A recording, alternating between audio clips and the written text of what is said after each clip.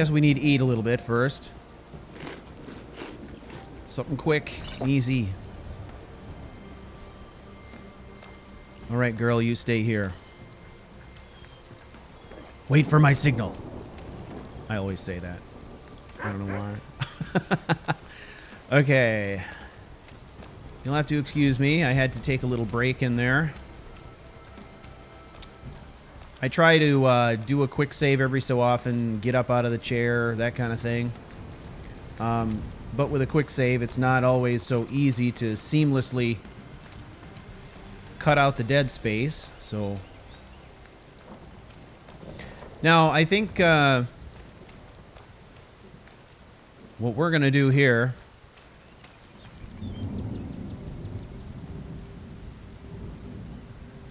is take advantage of some of what we learned our last time through.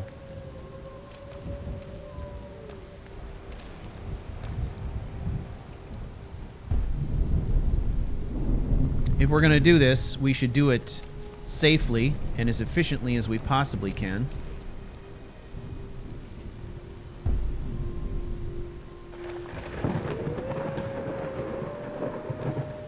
So I'm thinking what I'd like to do is try to get back to that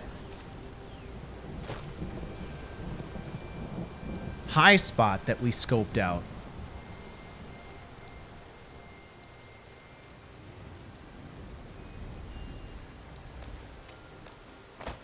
And attack from above.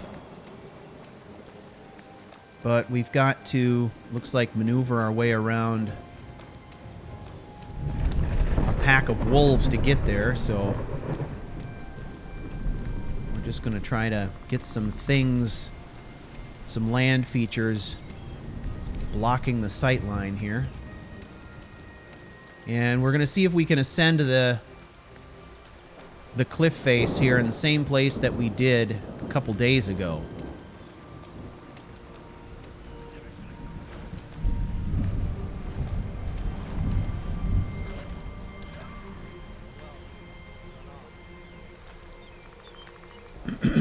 Who is that?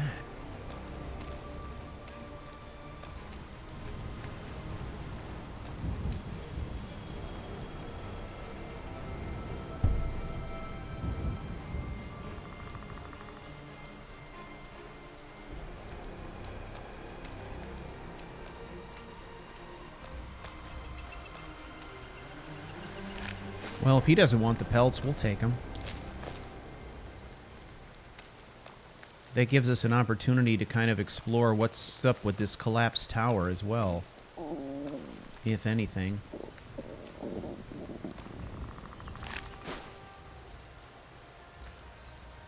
Blisterwort. Blisterwort is good. More. We'll take more of that. Huh. Oh, hey.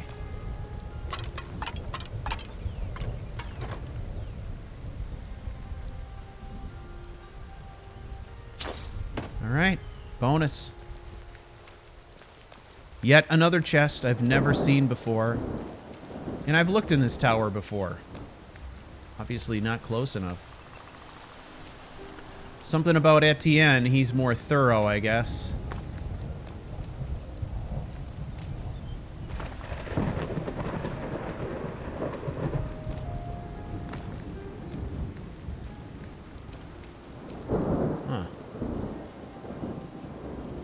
Well, this is where we need to be anyway. Now, this is where we encountered a couple of spiders last time. And then, if you remember, we elected, after encountering the spiders, to get up off the trail this way. Look at that, man. I mean,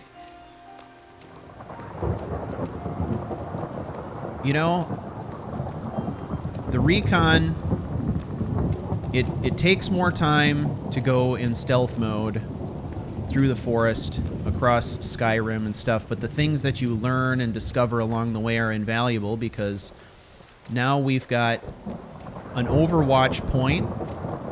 We've actually already scouted a portion of the enemy camp because of it. And we know how to get here. We know how to find it.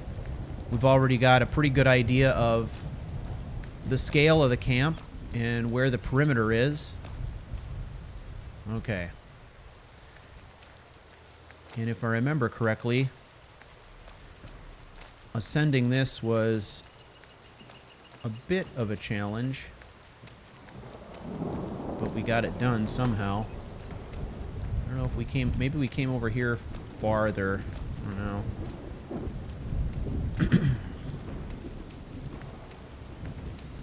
That is not working at all.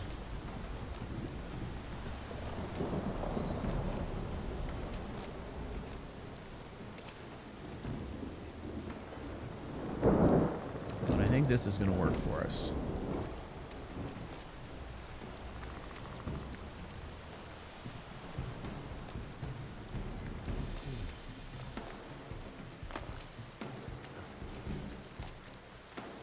All right, there we go.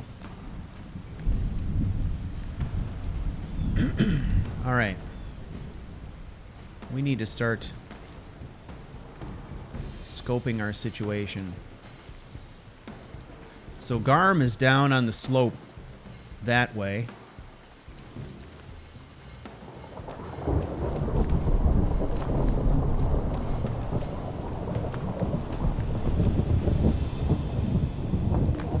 What we need to do is find ourselves a spot with good sight lines.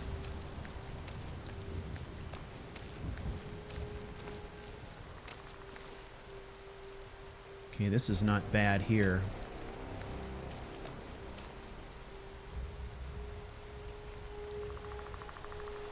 All right, so we've got segments again. We've got inner camp. And then we've got basically two rings here and then outer camp.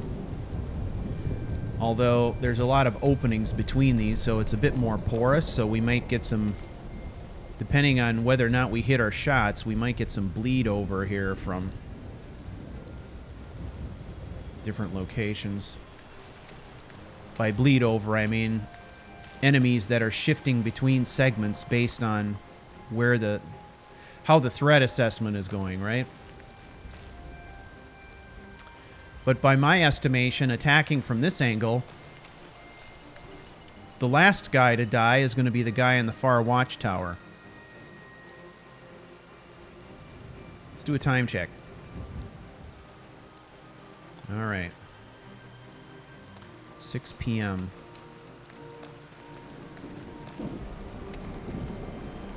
Here's our skeleton. All right, so this is the spot. This is where we want to be. However, I think we need to consider what's the best time, place, and circumstance in which to attack. So I think what I'm going to do is we're safely tucked away here.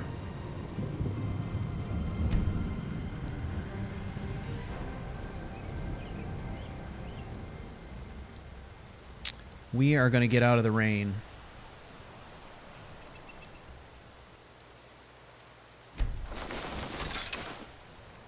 All right.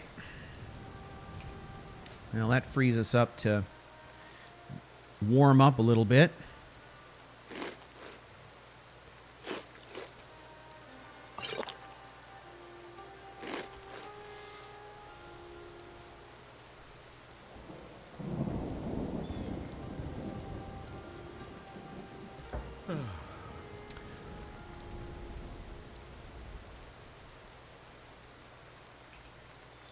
All right.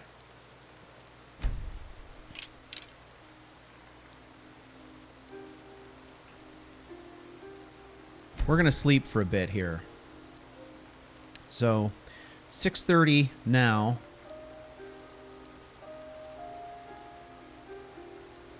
We're going to get 8 hours. and hope that the night will clear up a little bit more. This would have us attacking very, very early in the morning, which is a great thing.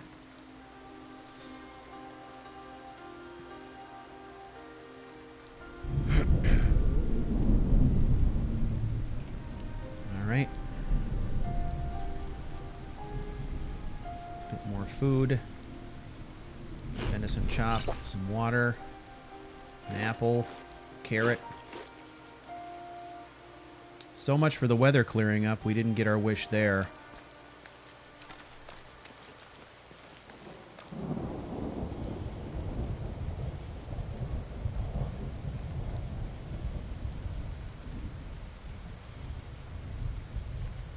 Okay, look at...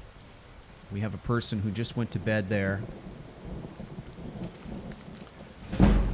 All right, let's start lining up our shots here.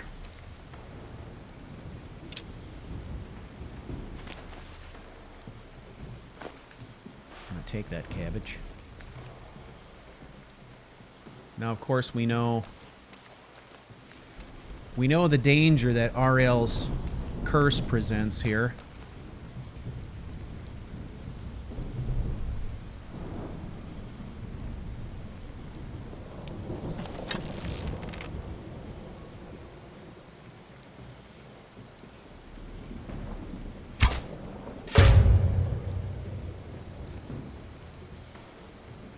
All right, here's the bleed over I was talking about.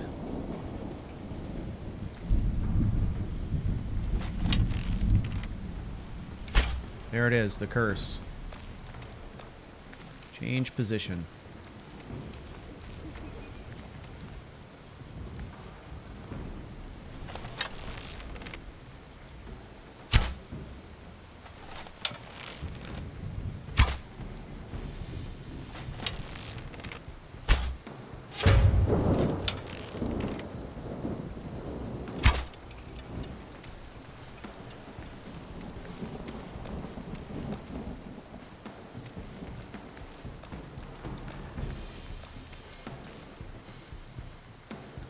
All right, we've got a lot of attention drawn to that area. So we're going to mess with them and start attacking from a different direction.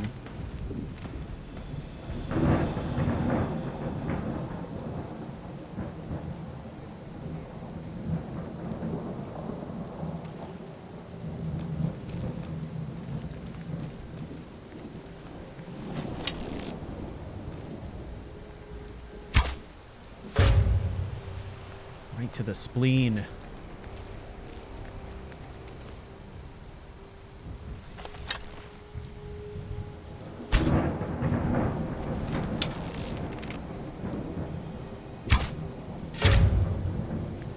Okay, we better move.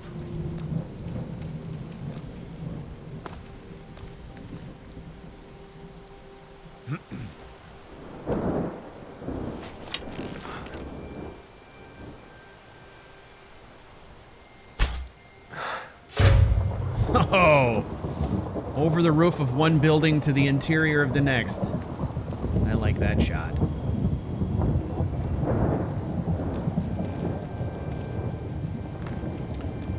Okay, this is a group of bandits that at this point has to be pretty much reeling.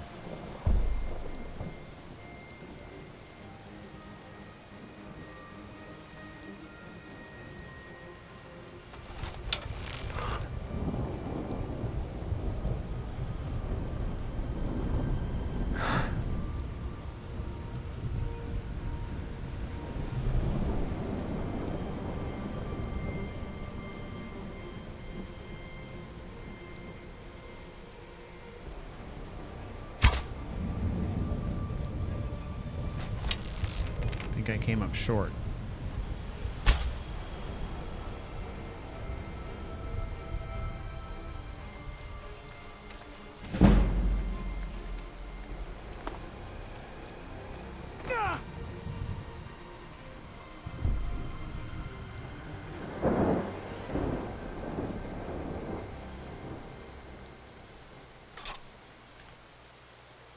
All right.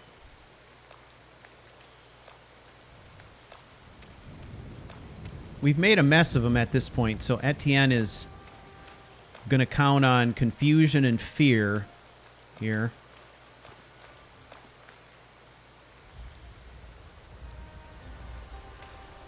Look at, you can see one of our arrows stuck right in.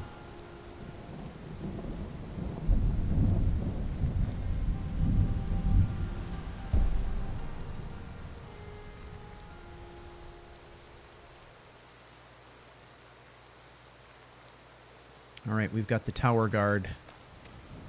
We're going to slip past him.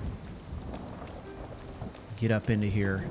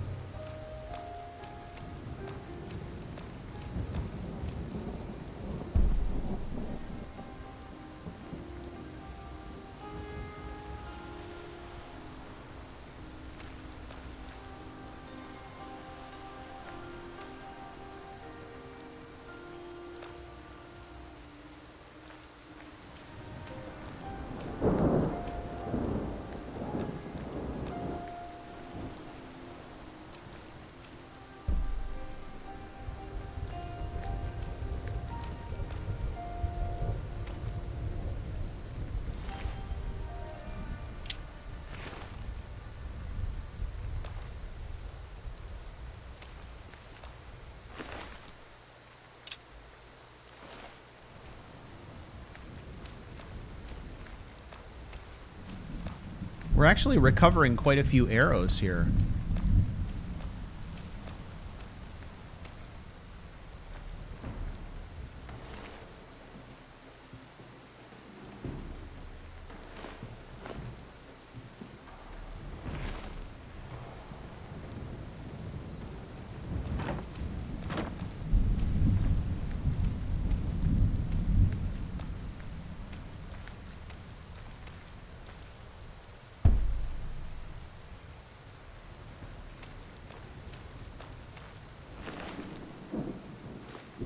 Ettient has done a pretty effective job. I'm relatively pleased.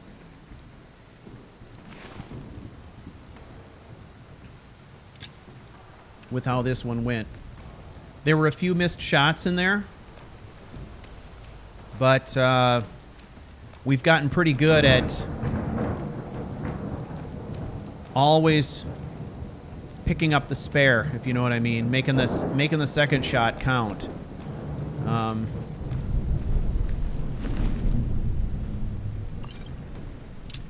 And we'll get even better at that when you think about it. We'll be able to get even better at that technique once we get to a point where we can get a quick shot perk.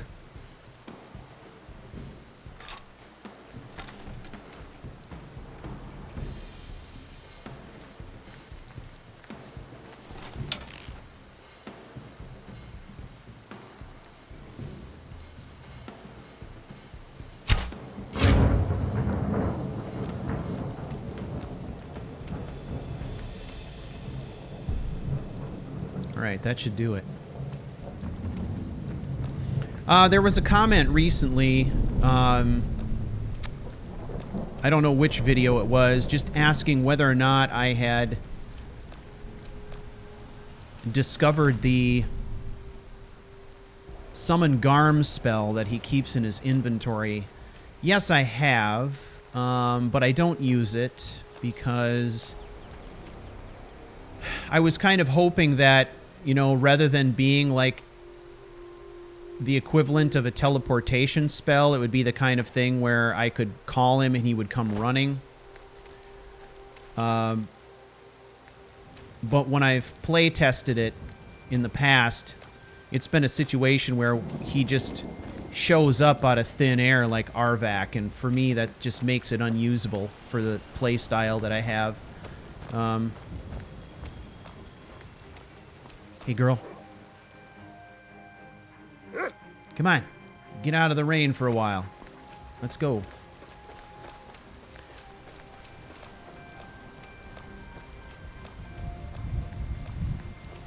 So, for those of you, though, who do want to use the mod, it does come with that spell, which is actually kind of a nice thing if for whatever reason you get separated from the dog or something glitches, you know.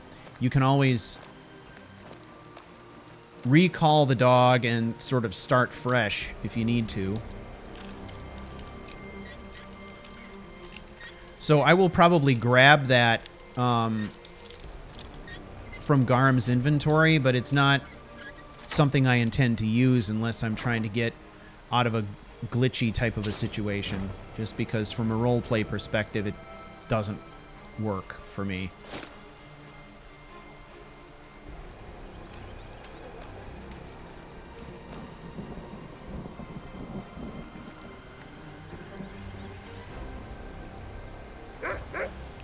We are kind of badly in need of refreshing our food stores a bit.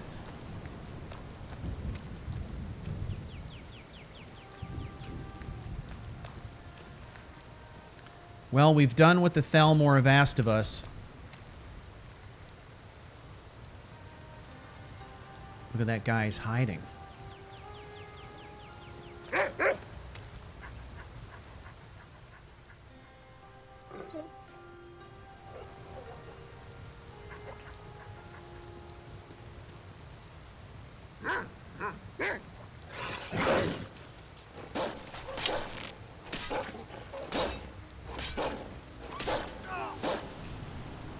Good girl.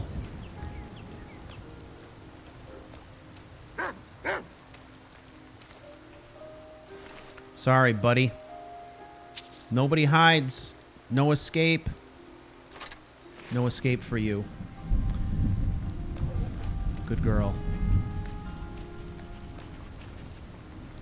That was a rather vicious way to go, and you might say a little bit vicious for Ettient to sick the dog on this guy who's trying to hide. But from my perspective, the way that I see it, that's an expression of the hound's frustration with being used. And that frustration extends to Garm. We're the hounds of the Reach. We're plural now. And I got to take out my frustration on, what, 10 guys here? That was her frustration. It's hard-boiled. It's a bit bloodthirsty. But you know what? Guy threw his chip on the game board. What can we say?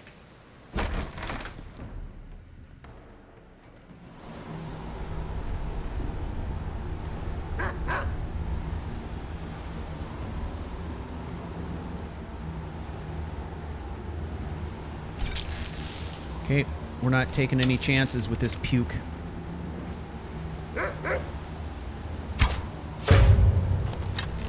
Nice slow poison.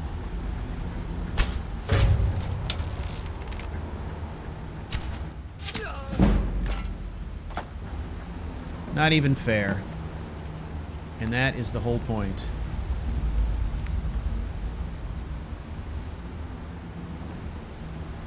We've talked before about how in a situation like this in war, Ettient does not play fair.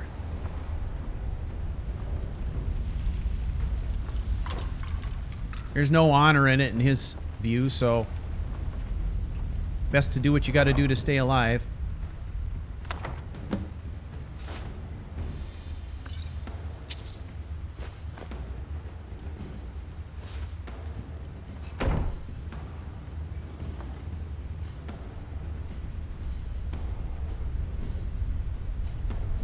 Boarding Great Axe. Look at that thing.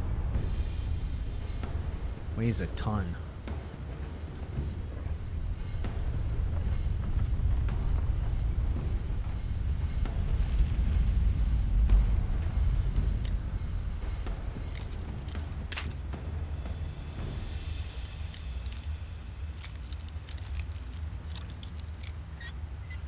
There we go.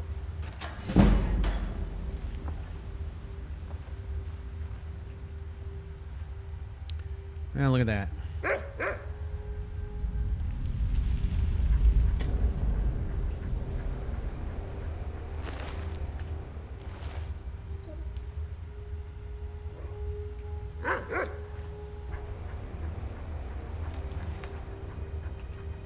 Well, I believe this is an indication to Etienne that Jarl Siggeir has thrown his chip on the game board as well. It's not as if he is just allying himself with burglars and robbers. He's allied himself with murderers and kidnappers.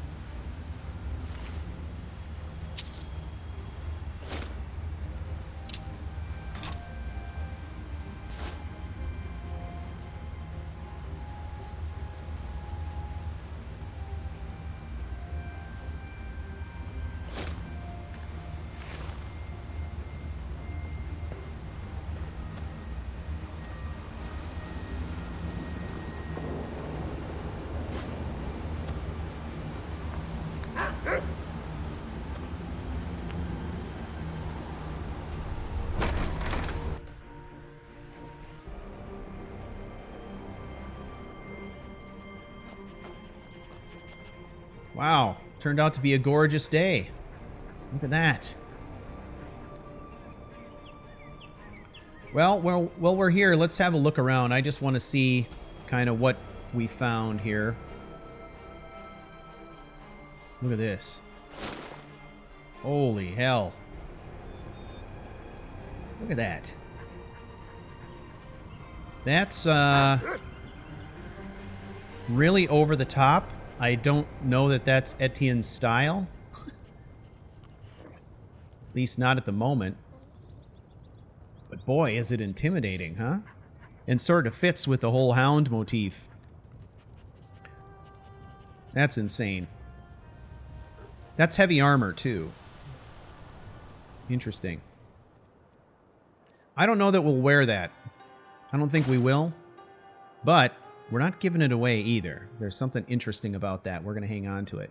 More interesting to me is this Einherjar Brigandine Dark Cuirass. Okay. Now it's... To me, I look at this and I think, that's not Etienne's style either. And it's not. But I'm thinking to myself that it could be, with some modifications. And this is actually a set of armor that I have modified in the Legacy game for myself, and I could easily do it here. And what I did in the previous mod that I created from this as a base is I went in and modified the mesh to remove all the bones and the skulls and the miscellaneous tchotchkes that are hanging off of it, including the dragon skull and the strap and the bottle and the horn and the amulet of Talos. All of that stuff gone. And then it really starts to look like a nice piece of enhanced leather armor for adventuring in colder climates. So Etienne is going to hang on to this armor, and I may break out the creation kit or whatever tools I need to. In this case, probably Nifscope, and modify the mesh and take off the junk that I don't want and strip it down, because this might be actually the ideal gear for if and when we get up into the really cold and snowy regions.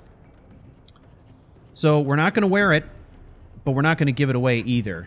And Etienne is going to get out some tools and probably heavily customize this at some point. So, good thing. Excellent. Okay. Ooh. Look at that. Not bad with a hood either, actually. Kind of digging that.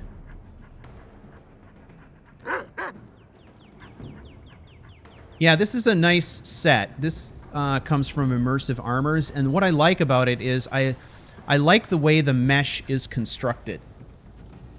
Sometimes you encounter armor meshes which they appear to have a lot of discrete pieces, but in the end it's all one solid mesh. And when you have that kind of a situation, you can't really tweak it very much.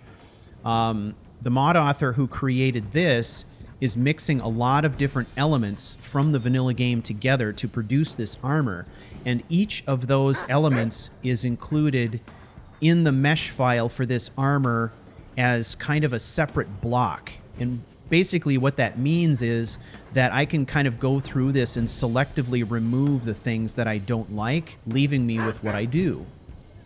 And I really appreciate that level of flexibility. It has allowed me to tweak this in the past and make it actually really sleek and usable cold weather armor. So I think we may do the same thing here.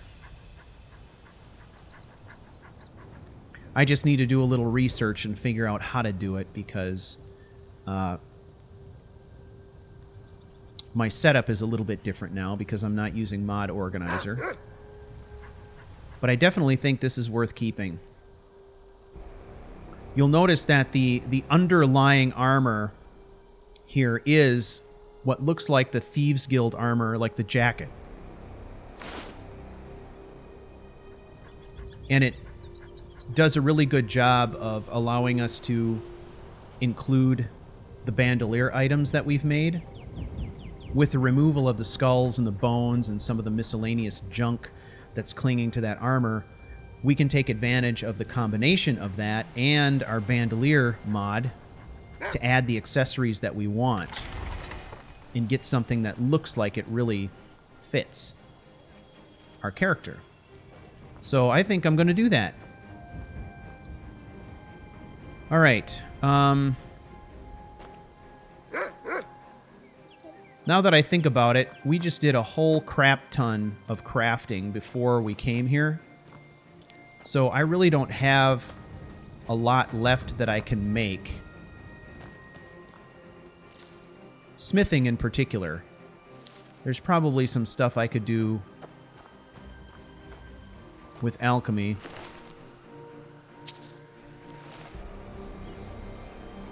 But I'm thinking to myself now that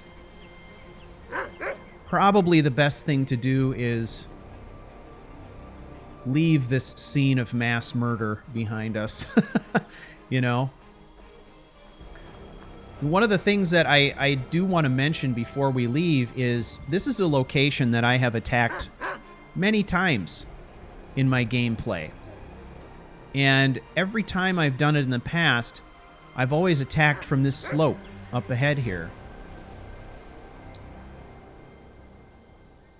If you look at this camp, I mean, the way that these guys built this camp, it should be and is eminently defensible against a full frontal assault, and we've seen this before, right? If the Imperials were to come here in force and try to attack this location, this would give them a very, very hard time. They would be fighting uphill, they've got traps and towers to contend with, and then even if they do get to the top of this little peninsula of rock, then they've got these different levels of palisades to deal with.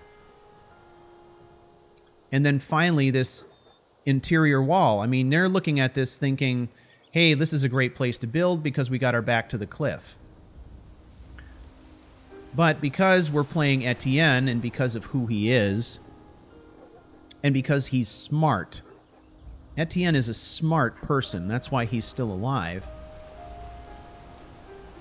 Despite all of their defenses, they find themselves completely defenseless against one man with a good plan, a good position, and some talent with a bow.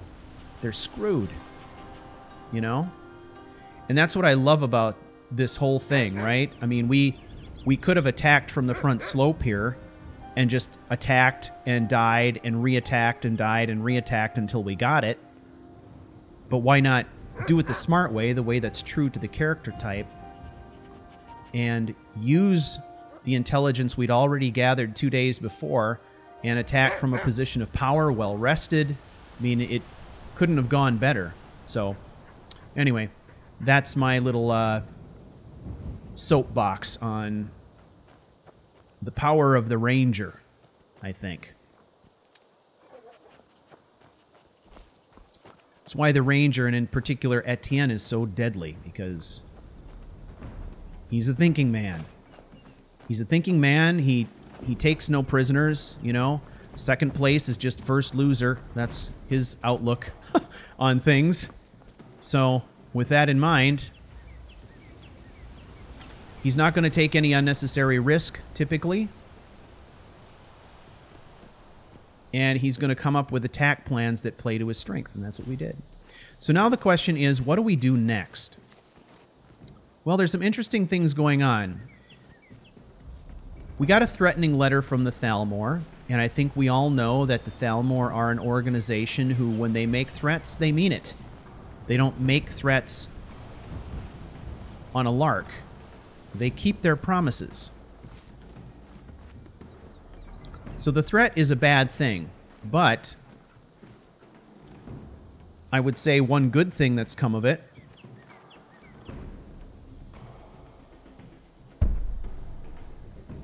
is that the Thalmor sort of inadvertently gave us some clues through that letter that they may not have intended to.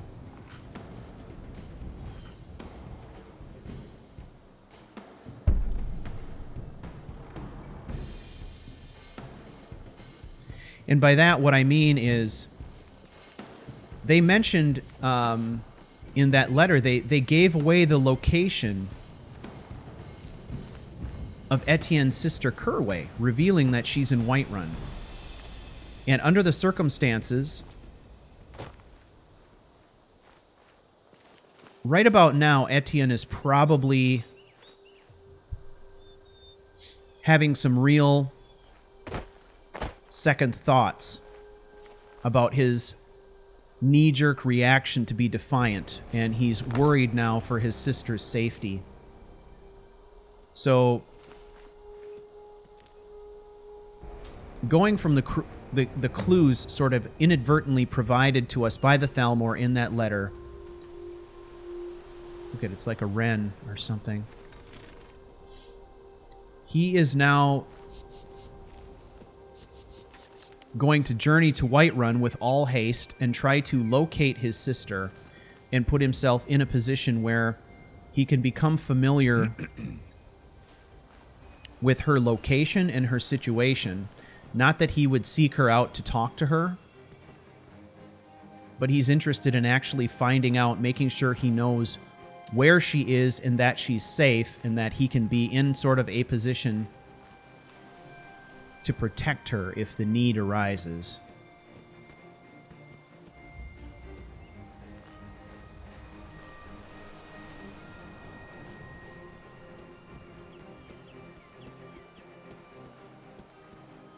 So we're going to go back to Falkreath. We're going to talk to Jarl Siggeir, let him know this job is done, because the sooner we do that, the sooner the Thalmor will be informed that the job has been finished to his satisfaction, and the more likely we are to keep Kerway out of danger.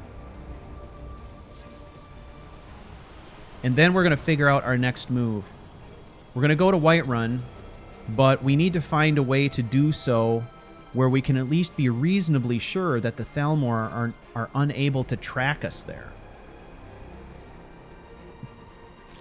Because one concern that we have now is if the Thalmor are able to keep tabs on us somehow, which we still don't understand how they do it,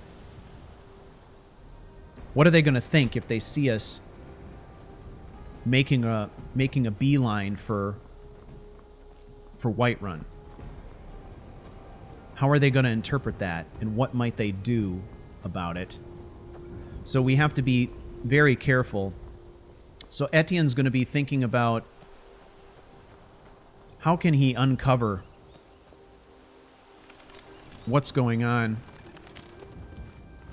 How can he figure out how the Thalmor are tracking him and yet still travel to Whiterun as quickly as possible and try to locate his sister and figure out how to protect her?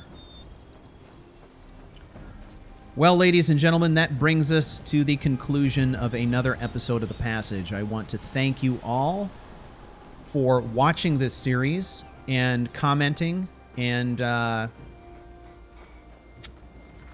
being so loyal to Etienne and his adventure. I really do appreciate it, and I certainly will continue to endeavor to provide you with the best possible episodes that I can. So, until the next adventure, take care, and I will see you next time.